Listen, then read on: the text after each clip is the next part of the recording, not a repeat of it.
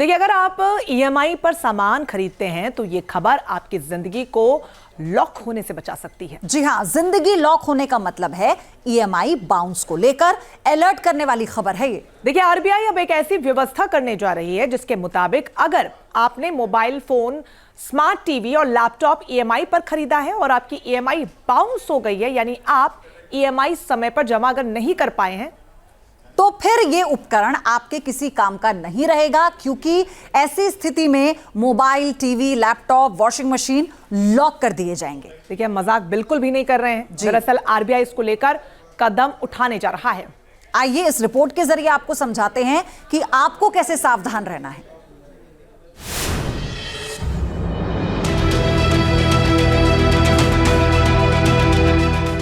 अगर आपने समय पर ईएमआई नहीं चुकाई तो आपका मोबाइल लॉक हो जाएगा, आपका लैपटॉप काम नहीं करेगा, आप स्मार्ट टीवी नहीं चला पाएंगे,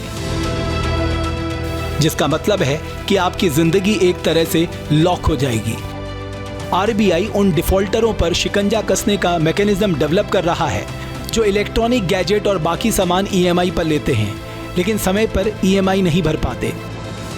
आरबीआई ऐसा सिस्टम तैयार कर रहा है जिसमें कंज्यूमर अगर ईएमआई नहीं चुकाए तो कर्ज पर खरीदा गया प्रोडक्ट और उसकी सर्विस दूर से बंद की जा सकेगी। इसका उद्देश्य मोबाइल, टीवी जैसे प्रोडक्ट्स के लिए जाने वाले छोटे कर्ज की वसूली को आसान बनाना है। अब सवाल है कि इन उपकरणों को लॉक कैसे किया जाएगा।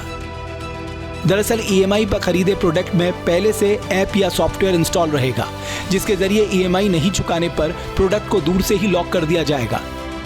ऐसी चीज़ें हम लोग रिमोट से कंट्रोल करने के लिए ऑलरेडी यूज़ कर रहे हैं। इसका जो इम्प्लीमेंटेशन है ये बहुत इम्पॉर्टेंट है। एंड जो स्मार्ट डिवाइसेस है like your television set is there, washing machine is there, ACs है, जो ऑलरेडी स्मार्ट इनबिल्ट उसमें स्मार्ट टेक्नोलॉजी होता है, IoT यूज़ होता है, तो उसमें ऑलरेडी ये सिस्टम इंटरनेट से कनेक्टेड होता है।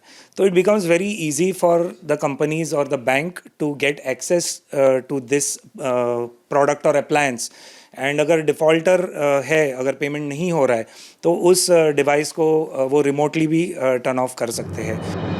Mobile, tablet, laptop, smart TV में ये संभव हो सकता है क्योंकि इनके सॉफ्टवेयर को दूर से कंट्रोल किया जा सकता है, लेकिन गैर डिजिटल चीजें जैसे फर्नीचर, साधारण बाइक में ये कैसे मुमकिन होगा। ऐसे में तकनीकी विशेषज्ञों ने एक डेमो प्रोडक्ट दिखाकर ये समझाने की कोशिश की कि कैसे ये सिस्टम काम करेगा। बेसिकली जो चीज़ें स्मार्ट नहीं हैं उनको ये मॉड्यूल इनबिल्ट करके हम उसको अनऑपरेशनल कर सकते हैं।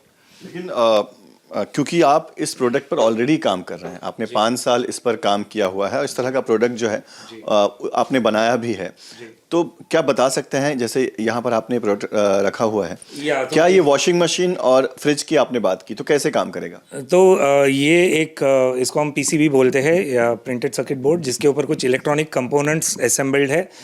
ये इसका माइक्रो कंट्रोलर है, ये इसका IoT बोर्ड है। IoT बोर्ड यानी इंटरनेट ऑन थिंग्स, मतलब ये इंटरनेट के ज़रिए सिग्नल्स को समझेगा, रिसीव करेगा और जो भी एक्शन लेनी है वो एक्शन करेगा। और ये रिले है जो बहुत हाई पावर का रिले है। ये एक नॉर्मल 5 एम्पियर रिले है, ये 40 एम्पियर रिले है।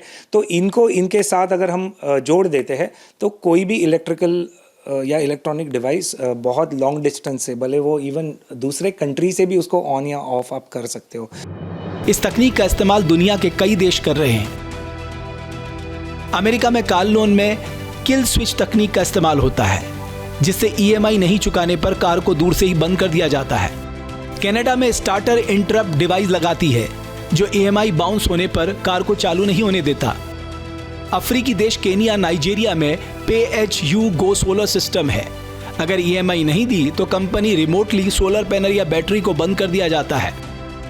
ऐसे में आरबीआई जो सिस्टम लेकर आ रहा है उसका फायदा ये होगा कि डिफॉल्ट केस में कमी आएगी और बैंक या एनबीएफसी के लिए कर्ज की वसूली करना आसान हो जाएगा।